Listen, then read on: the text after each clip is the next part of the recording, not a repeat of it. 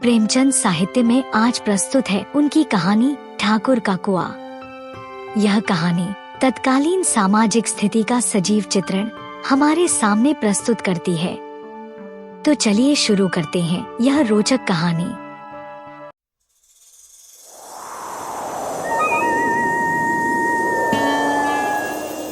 जोखू ने लोटा मुंह से लगाया तो पानी में सख्त बदबू आई। गंगी से बोला, यह कैसा पानी है? मारे बास के पिया नहीं जाता, गला सूखा जा रहा है और तू सड़ा पानी पिलाए देती है। गंगी प्रतिदिन शाम पानी भर लिया करती थी। कुआं दूर था, बार बार जाना मुश्किल था। कल वह पानी लाई तो उसमें बदबू बिल्कुल न थी। आज पानी में बदबू कैसी? लोटा नाक से लगाया तो सचमुच बदबू थी। जरूर कोई जानवर कुएं में गिरकर मर गया होगा, मगर दूसरा पानी आवे कहां से? ठाकुर के कुएं पर कौन चढ़ने देगा? दूर से लोग डांट बताएंगे। साहू का कुआं गांव के उस सिरे पर है, परंतु वहां भी कौन पानी भरने देगा? कोई तीसरा कुआं गांव में है नहीं। जोखू कई दिन से बीमार है।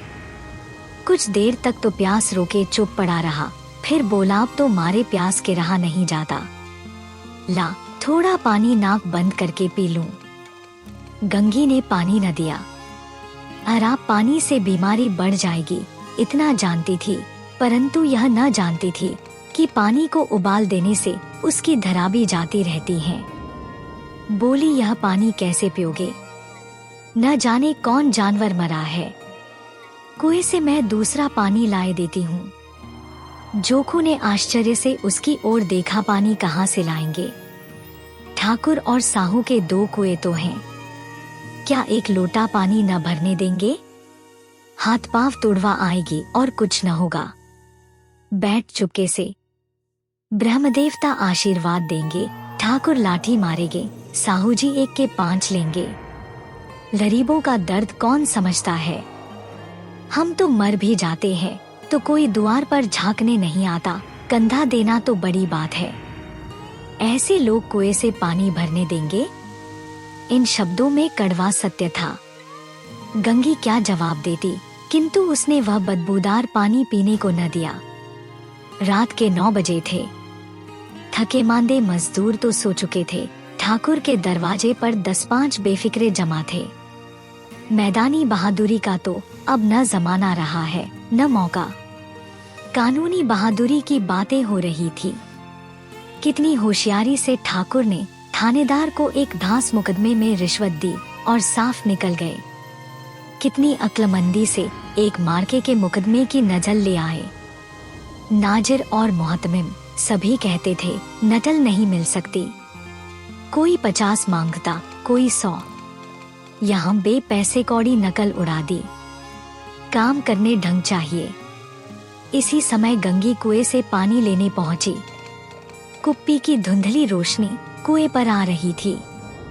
गंगी जगत की आड़ में बैठी मौके का इंतजार करने लगी। इस कुएं का पानी सारा गांव पीता है। किसी के लिए रोका नहीं, सिर्फ ये बदनसीब नहीं भर सकते। गंगी का विद्रोही दिल रिवाजी पाबंदियों और मजबूरियों पर चोटें करने लगा। हम क्यों नीच है और ये लोग क्यों ऊंच है?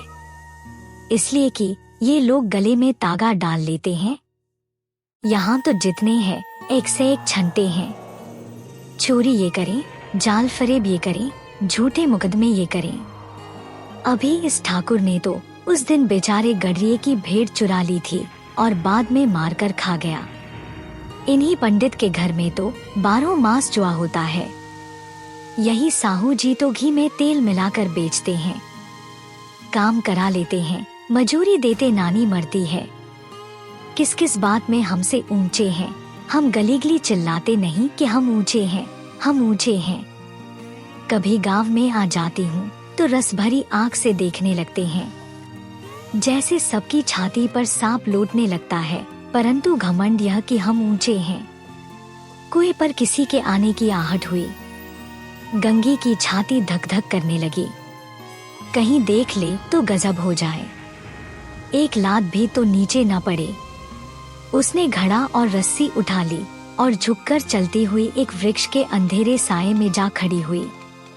कब इन लोगों को दया आती है किसी पर। बेचारे महंगो को इतना मारा कि महीनों लहू थूकता रहा, इसीलिए तो कि उसने बेगार न दी थी। इस पर ये लोग ऊंचे बनते हैं। कुएं पर स्त्रियां पानी भरने आई थी। इनमें बात हो रही थी। खाना खाने चले और हुक्म हुआ कि ताजा पानी भर लाओ। घड़े के लिए पैसे नहीं हैं। हम लोगों को आराम से बैठे देखकर जैसे मर्दों को जलन होती है।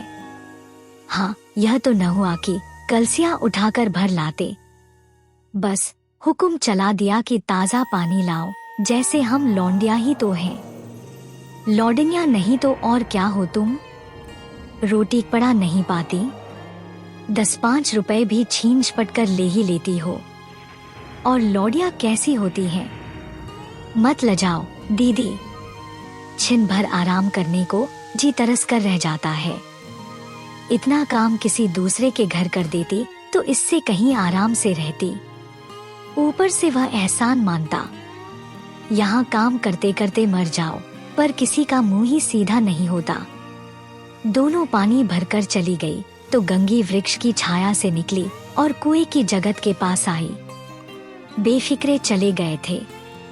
ठाकुर भी दरवाजा बंद कर अंदर आंगन में सोने जा रहे थे। गंगी ने क्षणिक सुख की सांस ली। किसी तरह मैदान तो साफ हुआ।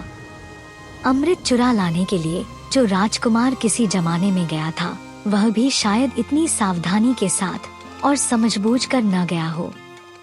गंगी दबे पांव कुएं की जगत पर चढ़ी। विजय का ऐसा अनुभव उसे पहले कभी न हुआ था। उसने रस्सी का फंदा घड़े में डाला।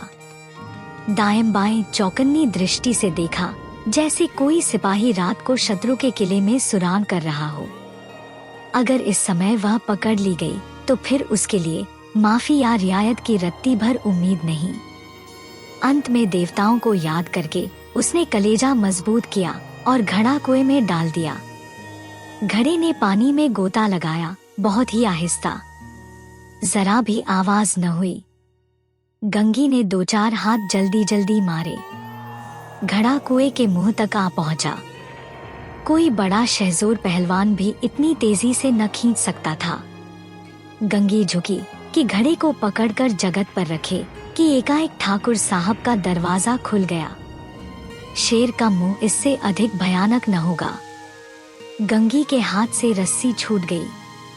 रस्सी के साथ घड़ा धड़ाम से पानी में गिरा और कई क्षण तक पानी में हिलकोरे की आवाजें सुनाई देती रहीं। ठाकुर, कौन है, कौन है? पुकारते हुए कुएं की तरफ आ रहे थे और गंगी जगत से कूदकर भागी जा रही थी। घर पहुंचकर देखा कि जो को लोटा मुंह से लगाए वही मैला गंदा पानी पी रहा है।